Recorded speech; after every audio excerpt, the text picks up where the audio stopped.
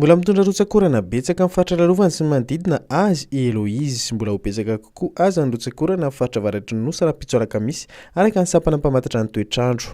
Nahazo filazana fahabetsahan'ny rotsakorana amin'ny loko mena, ambilombe, ambanja, nosy be alalana, analalava antsohy, mahajanga voalohany sy faharoa, antsohy, marovoay sy mitsinjo. Mikasika ny fizotran'ny rivo-dozy dia tany amin'ny ilany andrefan'ny Port Berger androany. Kasika ny fizotran'ny rivo-dozy dia tany amin'ny ilany andrefan'ny Port Berger androany alarobia tolakandro no nisy azy ary hiditra ao amin'ny faritra Boeny. Efa nena dia nena manodidina 50 kilometatra isan'ora ny rivotra entiny. Mizotra mianatsimo andrefana ny diany. Vinavinaina ivoaka ny ranomasina rapitso alakamisy maraina faritry ny Melaky Eloise. Ny mpampiasa ranomasina amin'ny morontsiraka Atsinanana sy andrefana dia mbola tsy tokony hivoaka satria mety hanonja be na hery ny ranomasina hoy ny mpamantatra ny toetrandro. Manana tombo ny firenena malagasy manana ny CVO, mahomby ny manana tombo ny firenena malagasy manana ny CVO, mahomby ny Covid organics.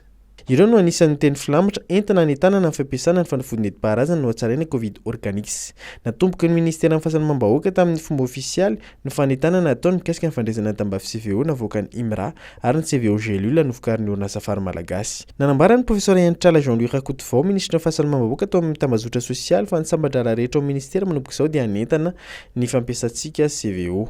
Mampatsiahy izy fa afaka misoroka ary koa manasitrana Covid-19 ny CVO ary afaka manasitrana aretina hafa ihany. Namafy izy ny fampiasana tambavy CVO sy ny CVO Plus amin'ny havizanana. Ankoatra ny fihetsiketsehana iarovana coronavirus dia ny manamafy ny hery fiarovana hoy izy ny fampiasana ny CVO.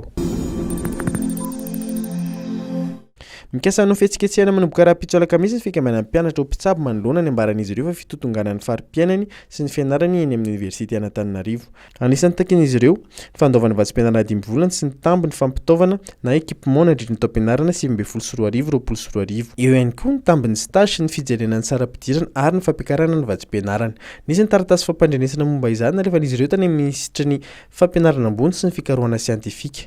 Manoloana izany ministera dia nanazava tamin'ny alalan'ny fanambarana taratasy fa manaraka ny fitantanam-bola ny mpanjakana ny fahatongavan'ny vola any amin'ny mpisitraka. Ao anatin'ny fikarakarana ireo ministera voakasika hoy izy. Mikasika ny volan'ny stage dia andalam-pikarakarana miaraka amin'ny Ministeran'ny Fahasalamana, ny lisitry mpisitraka, ara-dalàna ary ny antota taratasy. Miantso ny fitonian'ireo mpianatra amin'ny ministera izay manamafy fa hisy ny vahaolana.